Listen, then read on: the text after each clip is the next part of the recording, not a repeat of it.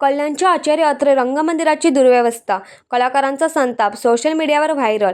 वारंवार तक्रारीनंतरही दुर्लक्ष, नाटकांचे प्रयोग थांबवण्याची वेळ. आचार्य प्रल्हाद अत्रे रंगमंदिर येथील गैरसोयी आणि दुर्व्यवस्थेविरोधात अलबत्ते गळपत्ते नाटकाच्या कलाकारांनी तयार केलेले व्हिडिओ सध्या सोशल मीडियावर मोठ्या प्रमाणात व्हायरल होत आहेत. वारंवार तक्रारी करूनही समस्यांकडे दुर्लक्ष होत असल्याने कलाकारांनी संताप व्यक्त केला. व्हिडिओमध्ये रंगमंदिरातील तांत्रिक बिघाड, अपुरी देखभाल आणि सुरक्षेच्या त्रुटींवर प्रकाश टाकण्यात आला आहे. अभिनेत्री श्रद्धा हांडे यांनी थिएटरमध्ये वारंवार विजेच्या ठिणग्या पडत असल्याचा गंभीर आरोप केला. काही वेळा परिस्थिती इतकी गंभीर होती की नाटकाचे प्रयोग मध्येच थांबवावे लागतात. गेल्या काही वर्षात तांत्रिक अडचणींमुळे अनेक प्रयोग प्रभावित झाल्याने कलाकार आणि प्रेक्षकांना मोठा मनस्ताप सहन करावा लागल्याने त्यांनी सांगितले. गेल्या काही वर्षात तांत्रिक अडचणींमुळे अनेक प्रयोग प्रभावित झाल्याने कलाकार आणि प्रेक्षकांना मोठा मनस्ताप सहन करावा लागल्याचे त्यांनी सांगितले. लॉकडाऊन नंतर रंगमंदिर दुरुस्तीसाठी बंद ठेवण्यात आले होते. मात्र त्या काळात नेमकी कोणती कामे झाली आणि खर्च झालेला निधी कुठे वापरण्यात आला असा सवालही कलाकारांनी उपस्थित केला आहे. अनेक वेळा तक्रारी करूनही प्रशासनाकडून केवळ आश्वासने मिळत असल्याची खंत कलाकारांनी व्यक्त केली. दरम्यान कलाकारांनी शिवसेना उद्धव बाळासाहेब ठाकरे पक्षाचे गटनेते उमेश बोरगावकर यांची भेट घेत आपल्या अडचणी मांडल्या. या कलाकारांचा गांधीगीरच्या माध्यमातून व्यक्त केलेला उद्रेक असून केडीएमसी प्रशासनाने तातडीने लक्ष द्यावे अशी मागणी बोरगावकर यांनी केली. तसे या मुद्द्यावर सभागृहातही आवाज उठवणार असल्याचे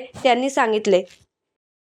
रंगमंदिरामध्ये तुम्हाला कोणत्या असुविधा जाणवल्या ज्या तुम्ही सोशल मीडियाच्या माध्यमातून व्यक्त झाला? स्वच्छता नाहीये, खिडक्या तुटलेल्या आहेत लेडीज मेकअप रूमच्या, पाणी येत नाही, लिकेज होतं आतमध्ये, उंदीर मेलेले असतात आणि मुळात ते एसीचं पाणी जे आहे ते तिथेच पडतं, कुचतं आणि अतिशय घाणेर. आरसेही जुने आहेत आणि मुळात तर इलेक्ट्रिसिटीचाच इश्यू आहे तिथे. म्हणजे माझं जेव्हा हेअर ड्रेसिंग सुरू होतं तर लिटरली त्या ड्रायरमधून आग बाहेर पडली.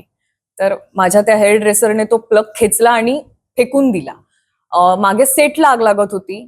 आमची मुलं अलर्ट होती म्हणून दुर्घटना टळली असं म्हणायला हरकत नाही. शेवटी कलाकार जरी असलो तरी माणूस आहोत आम्ही. उद्या आमच्यासोबत असं घडलं म्हणून आम्ही जाऊ दे म्हणून नाही करू शकत, कारण उद्या हे कुणासोबत सुद्धा घडलं असतं. तर हे होऊ नये एवढीच भूमिका आहे. आम्हाला राजकारण नाही करायचंय. मी काकांचं काम पाहिलंय, दादांचं देखील. त्याच्यामुळे मला वाटलं की मी हा व्हिडिओ केडीएमसीला सुद्धा पाठवलाय, पण त्यांनी कोणी मला 24 तासात रिस्पॉन्स नाही केला. मला कौतुक आहे ह्या गोष्टीचा, त्यांनी पुढाकार घेतला आणि ही तक्रार मी सगळीकडेच करणार आहे. ह्याच्याबद्दल सगळ्यांनी आवाज उठवलाच पाहिजे, कारण आपण मराठी भाषा वाचवण्याच्या गोष्टी करतोय, संस्कृतीबद्दल बोलतोय. तर मग ही नाट्य संस्कृती तीच आहे ना, ती जपणं आपलं कर्तव्य आहे. आपण का मागे राहतोय? रिन्युएशन केलंय, तुम्ही काय रिन्युएशन केलंय, कुठे केलंय? बेसिक सुविधा मागतोय आम्ही, बाकी आमची अपेक्षाच नाहीये. ते तुम्ही नीट करा, सगळे छान राहतील. आणि मुळात जे व्यवस्थापक आहेत त्यांची जबाबदारी आहे प्रेक्षक, कलाकार आणि आमच्या ज्या अडचणी असतील तर त्यांनी समजून घेतलं पाहिजे. तसं आम्हाला ट्रीटमेंट सुद्धा दिली पाहिजे. आम्ही फुकट येऊन तर शो करत नाही. मग एवढी जर बेसिक मागणी आहे 2 ते 3 वर्षापासून आम्ही करतोय ती होत नाही. एकतर बालनाट्याचं जे भाडं आहे ना ते इतर नाट्यगृहात कमी आहे. हा तर मुद्दा आता मी फक्त उपस्थित करतेय, पण इथे जास्त आहे.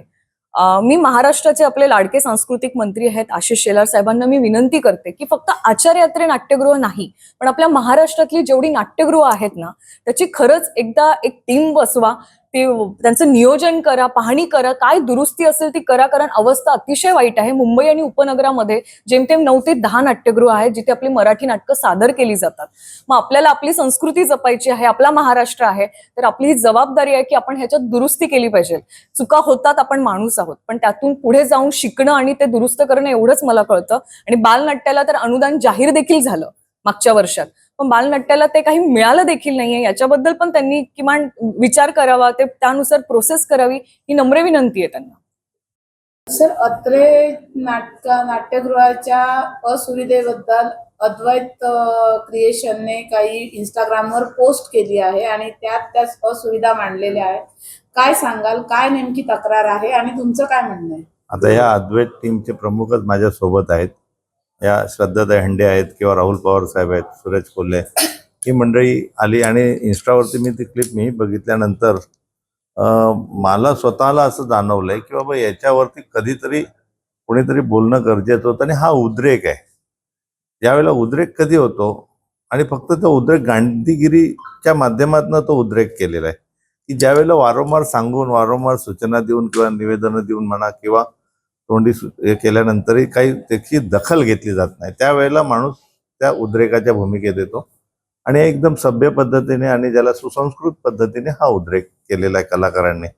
याच्यामध्ये कोणाची बदनामी किंवा कोणाचं टार्गेट म्हणून किंवा राजकारण म्हणून न बघता आपल्याला आत्मपरीक्षण करून आपण आपल्या चुका दुरुस्त करायला पाहिजे ही अपेक्षा आहे.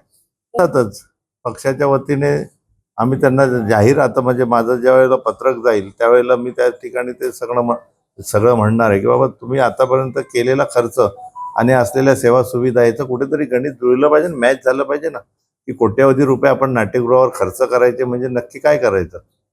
आणि त्याच्यातनं जर सुविधा मिळत नसतील, तिथले जर स्वच्छतेचा प्रश्न असेल, तिथल्या जर काही उंदरं आणि घुशी अशा वारंवार अशा मोकळ्या फिरतायत, स्पॉटलाईट जळतायत, हे कुठेतरी थांबलं पाहिजे ना, आवाज उठवला पाहिजे. विरोधी पक्ष आमचा आहे तर आम्ही आवाज उठवणार सभागृहात, सभागृहाच्या बाहेर.